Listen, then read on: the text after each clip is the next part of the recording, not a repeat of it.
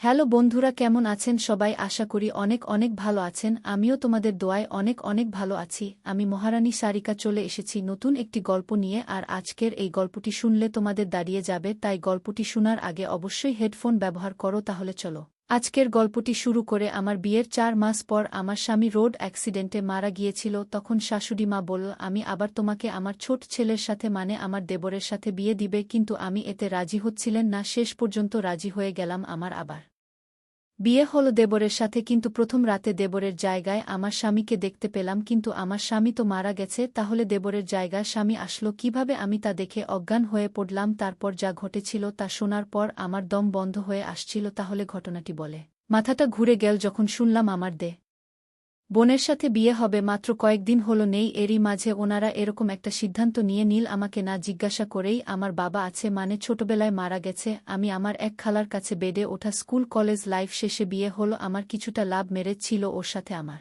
প্রথম দেখা হয়েছিল একটি বাসে। সেদিন বাসে প্রচুর ভিড়, বসার জায়গা নেই। দাঁড়িয়ে আছি দেখে আমার খুব কষ্ট হচ্ছে। দেখলাম একটা লোক আমাকে ইশারা দিচ্ছে, আমি উঠেছি, আপনি বসুন। আমি কোনো উপায় না পেয়ে বসে পড়লাম। নামলাম দুজন একই স্টেজে। হাই, আমি সুমন। নাসরিন, কি করেন আপনি? কোথায় যাবেন? আসলে আমি একটা কাজে এখানে আসছি। আপনি কি করেন? আমি ওই যে আমার অফিস। ওকে চলি। সেদিনের পর আর দেখা টেখা হয়নি আমাদের। কিছুদিন পর আমাকে দেখতে আসলো।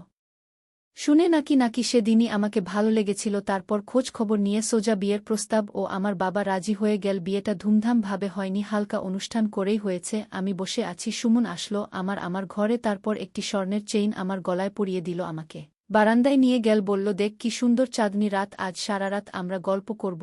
আমি ঘুমাবো না, তুমি জানো না আমাদের একটি শ্রেষ্ঠ রাত। অনেক কষ্ট করে ঘুমাকে আটকে রাখলাম। অনেক কথা শেষ করে ঘুমাতে আসলাম। ও আমাকে বলল, যাও শুয়ে পড়ো। অনেক আনন্দ খুশির মাঝখানে চলছিল আমাদের সংসার, কিন্তু অভাগীর কপালে কি একটা জ্বর আসলো, আর উঠে দাঁড়াতে পারবে না। মাকে ডেকে এনে বলল, মা, নাসরিনকে আগলে রাখবেন, ওকে নিজের মেয়ের মতো ভালোবাসা দিবেন। এই পৃথিবীতে বাবা ছাড়া কেউ নেই। সেদিন রাতেই আমার সুমন চলে গেল আমাকে ছেড়ে। কি করে ওকে ভুলে থাকবো জানি না। আমার স্বামী হঠাৎ একটা রোড অ্যাক্সিডেন্টে মারা যায়। আমি বিধবা হয়ে গেলাম। আর আজ শাশুড়ি মা বলছে তার ছোট ছেলে বউ করে রাখবে। আমি কাউকে বিয়ে করার জন্য প্রস্তুত নই। এখন আর আমাকে দেখিয়ে নিয়ার আমিও না, কারণ সে বাহিরে থাকে। মৃত্যুর সংবাদ শুনে ছুটি নিয়ে দেশে আসবে শুনলাম। আজ সকাল 10টার ফ্লাইটে ওমর ঢাকায় এসে পৌঁছেছে। বাহিরে থাকায় আমাদের ওমর আমি কোনোদিন দেখিনি। আমি বললাম, শাশুড়িমা, আমি বিয়ে করতে পারব না, কেননা আমারও একটা লাইফ আছে। সবকিছু তুমি ডিসাইড করতে পারো না? এখন বড় হয়েছি, আমি কিছু বুঝি। এর মধ্যেও আমার শরীরটা খুব দুর্বল ভাব লাগছে। আমি বের হয়ে গেলাম, পরে জানতে পারলাম আমি মা হতে যাচ্ছি। খুশি লাগতেছে এর মতো আমার শরীরটা খুব দুর্বল ভাব লাগছে। আমি বেহুশ হয়ে পড়ে গেলাম। পরে জানতে পারলাম আমি মা হতে যাচ্ছি। খুশি লাগতেছে। সুমন, তোমার স্মৃতি আসছে তোমার বাড়িতে, কিন্তু তোমার মা চাচ্ছেন তোমার ছোট ভাইয়ের সাথে আমার বিয়ে হোক, কারণ তুমি মারা গিয়েছে। তোমার বাড়িতে আমাকে চিরদিনের জন্য রেখে দিতে চাই তোমার মা, কিন্তু আমি কিছুতেই করতে পারব না। আমি আমার স্বামী স্মৃতি ধরে আমি আমার সারাটা জীবন কাটিয়ে দিব। শাশুড়ি মা বলল, বাবা বলল, এবার রাজি হয়ে যান। আমি কিছুতেই রাজি হব না।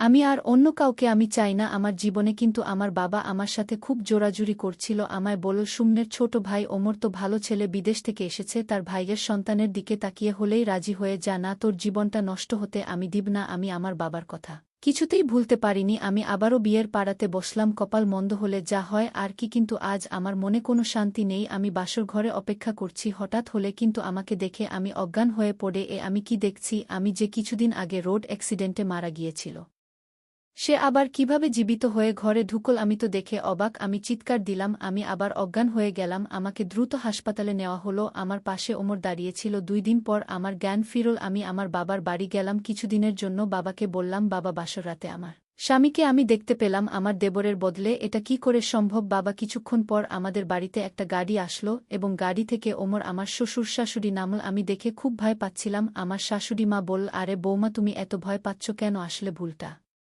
আমারই হয়েছে। আমি যদি আগে বলতাম যে আমার 2টি যমজ সন্তান রয়েছে, আর তোমার স্বামী সুমন দেখতে যেমন ঠিক ওমর মানে তোমার দেবর দেখতে, সেই দুজনকে উদ্বোধন করলেও ধরতে পারবে না এটা সুমন নাকি উপরে। আমি জানতে পারি তারা যমজ ভাই।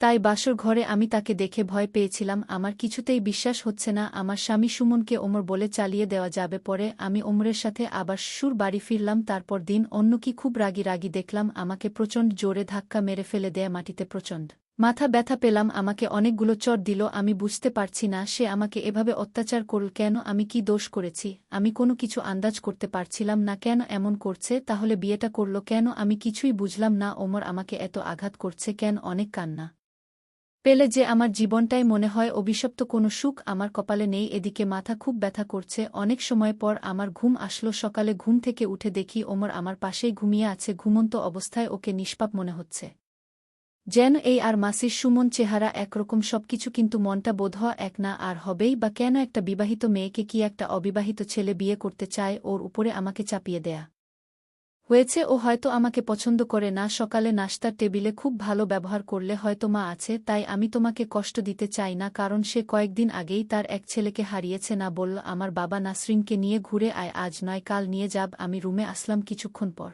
আসলে আমাকে বল, এই মাকে কিছু বলেছিস না? আমি কিছুই বলি নাই। কিছুই বলবি না? আজ একটা কাজে যাচ্ছি, কাল তোকে ঘুরতে নিয়ে যাব। সেদিন রাতে ওকে দেখে আমার খুব ভয় ভয় করছিল, কিন্তু বাঁচা গেল। কিছুই বলল না। আমি ঘুমিয়ে পড়লাম। আজ সারাদিন খুব ভালো ব্যবহার করল আমার সাথে, কোনো রাগারাগি করল না। বিকেল বেলা একটা শাড়ি এনে বলল নাসরিন ওঠে, শাড়িতে তোমাকে খুব মানাবে। আমি কোনো কথা না বলে আমি নিজেই শাড়িটা পরে নিলাম, কিন্তু মনে মনে ভাবলাম ওমরের হঠাৎ পরিবর্তন কেন? এই তো গত রাতে আমাকে খুব মেরেছিল, আজ যেন ভাল হয়ে গেছে। এর পিছনে কোনো কারণ আছে কিনা আমি কিছুটা তাকে সন্দেহ করছিলাম। জিজ্ঞেস করলাম ওমর, আজ তোমার মনটা অনেক ভালো হয়ে গেল কিভাবে? ওমর বলল, আরে মানুষের মন কি সবসময় একরকম থাকে? আজ আমার মনটা খুবই শান্ত। আমি আর কিছু বললাম না। ঘুরতে চলে গেলাম একটা সাগর পাড়ে। সাগর পাড়ে ঠান্ডা হাওয়া আমাকে মুগ্ধ করে দিচ্ছে, মনে করিয়ে দিচ্ছে আমার স্বামী সুমনের কথা। ও আমাকে নিয়ে মাঝে মাঝেই এখানে আসে। এর মধ্যে ওমর ফুচকা নিয়ে আসে, অনেক পছন্দ। ফুচকা খেলাম। এরপর সন্ধ্যায় আমরা বাড়ি ফিরে আসলাম।